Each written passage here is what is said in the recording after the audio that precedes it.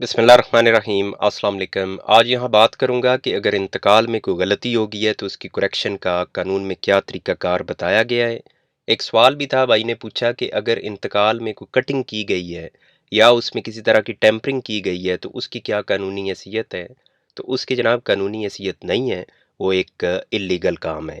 अब आते हैं कानून में क्या लिखा है। तो यहाँ बात हो रही है क्लैरिकल और अरिथमेटिकल मिस्टेक्स, यानी ऐसी गलतियाँ जो कोई हिसाबी गलती हो गई है, यानी कैलकुलेशन में कोई गलती आ गई है, या क्लैरिकल लिखते हुए कोई ऐसी गलती हो गई है, तो उसकी करेक्शन कैसे की जाएगी। तो ये लिखा है, पहले इसमें ये भी देख लें कि ये लिखी गई है इधर बात कि इनएडवर्टेंटली, यानी गैर दानिस्ता तौर पे गए, इरादी तौर पे एक काम नहीं किया बल्कि गैर इरादी तौर पे कुछ ऐसा एंटर हो गया है जो दुरुस्त नहीं है। तो 166 है section West Pakistan Land Revenue Act का, जिसमें ये बात की गई है क्लैरिकल और arithmetical mistakes in any order. Order क्या होता है, यानी जो हुक्म लिखता है इंतकाल के ऊपर, कौन लिखता है, revenue officer.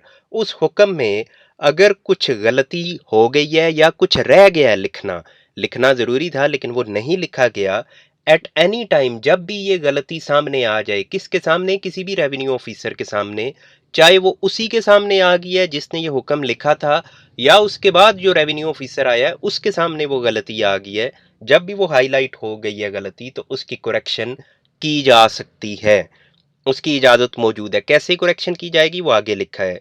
No permission, no proceeding for review under section 163 of West Pakistan Land Revenue Act will be necessary for the purpose of making the aforesaid alteration. यहाँ ये बात हो रही है कि उस तब्दीली के लिए, यानी जो उसको चेंज करना है, अब पहले हुक्म में जो गलती है उसको दुरुस्त जो करना है, उसके लिए किसी से इजाज़त लेने की ज़रूरत नहीं है। किसको, उस रेवेन्यू ऑफिसर को, यानी अपने जो हायर ऑफिशल्स हैं उनसे उसको किसी तरह की परमिशन दरकार नहीं है, जो नॉर्मली दरकार होती है।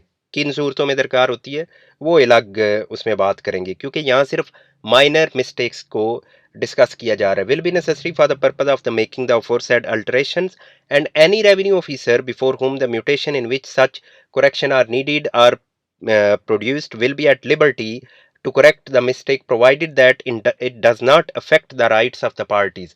इसमें ये अहम बात की जा रही है कि ये ख्याल रखना है कि किसी दूसरे फरीक का, यानी आपने किसी एक पर्सन की करेक्शन करनी है, उसकी करेक्शन से किसी दूसरे के हिस्से में कोई फ़र्क ना आ रहा हो।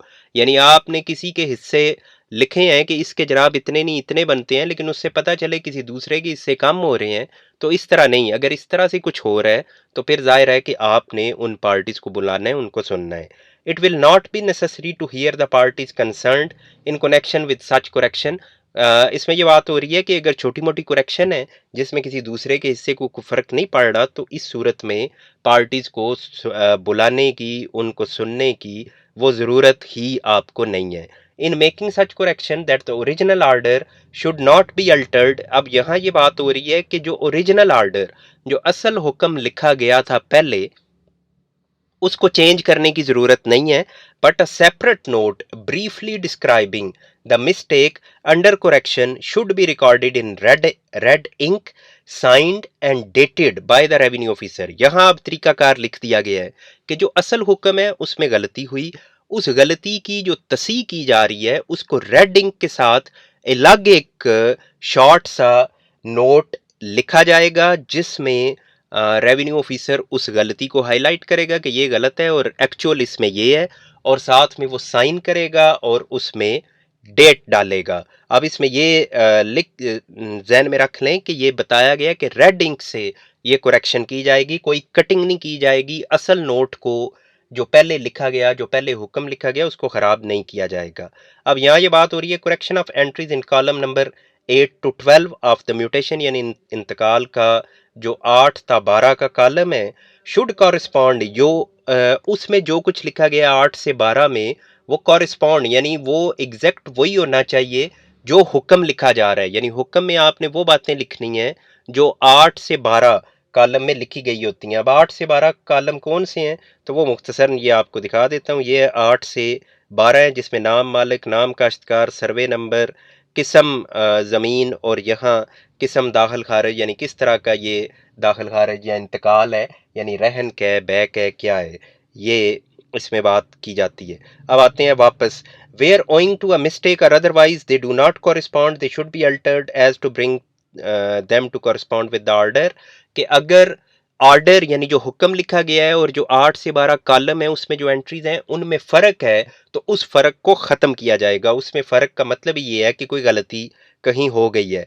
Any alteration required for the above said purpose should be made as far as possible at the time of passing the order, कि जब ऑर्डर पास हुए अगर उसी वक्त गलती सामने आ गई है तो उसको करेक्ट किया जाए। बट इफ़ नॉट, अगर उस वक्त नहीं पता चला तो ये करेक्शन कर दी जाएगी। कब की जाएगी? Can be subsequently made at any time before the original copy of the record of rights periodical record in which the respective mutation are incorporated.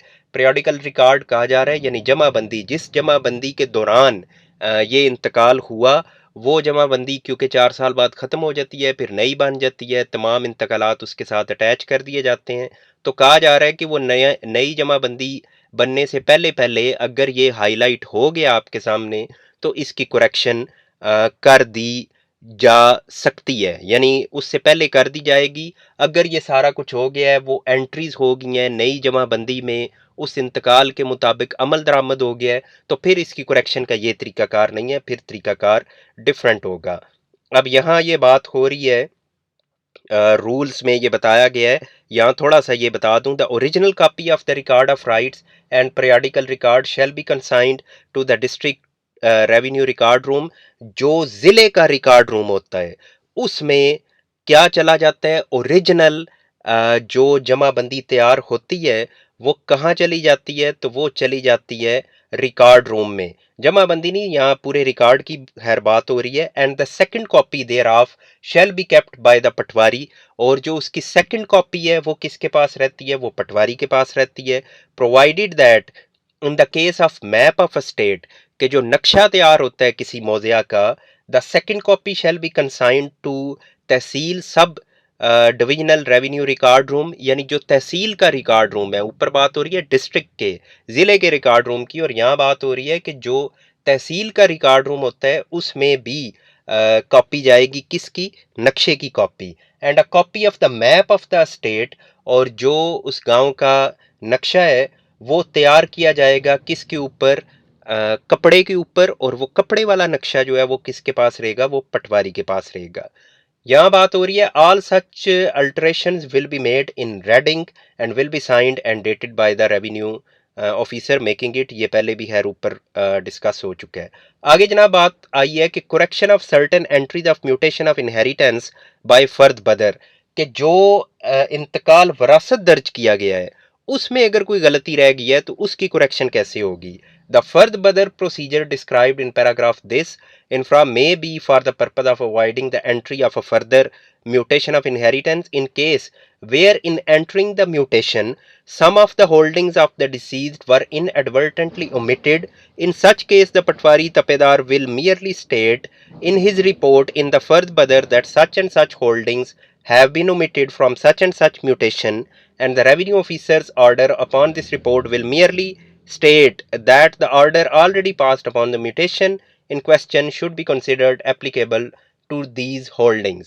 ये बात हो रही है कि अगर एक इंतकाल वरासत दर्ज हुआ है, अब उस बंदे की फर्ज किया 10 खेवट थी, 8 खेवट लिख दी गई हैं, लेकिन 2 खेवट का तस्करा उसमें नहीं आया, तो यहाँ ये बात हो रही है फिर उन 2 खेवट के लिए अलग इंतकाल दर्ज नहीं किया जाएगा या उस इंतकाल को तब्दील नहीं किया जाएगा, बल्कि फ़र्द बदर के ज़रिए पटवारी ये बताएगा रेवेन्यू ऑफिसर को कि जनाब ये 2 जो खेवट हैं ये भी उसका हिस्सा थी लेकिन इनको उसमें शामिल नहीं किया गया।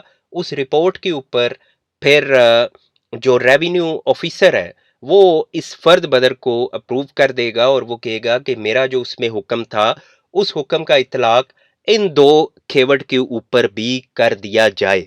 तो उससे ये होगा कि फिर सिर्फ इस फर्द बदर के जरिए उन 2 खेवटों यानी जो 2 खेवट रह गई थी उसमें भी वो एंट्रीज कर दी जाएंगी जो उस इंतकाल के बाद की जानी थी, जिसमें इन 2 खेवट को मिस कर दिया गया। तो ये जनाब इसका तरीका होता है कि आपने जब कुरेक्शन करनी है, कुरेक्शन छोटी-मोटी कुरेक्शन वो इस तरह कर दी जाती है, अगर अमल दरामद हो जाए तो फिर इस तरह से कुरेक्शन एज़ सच मुमकिन नहीं है, उसका फिर अलग तरीकाकार है।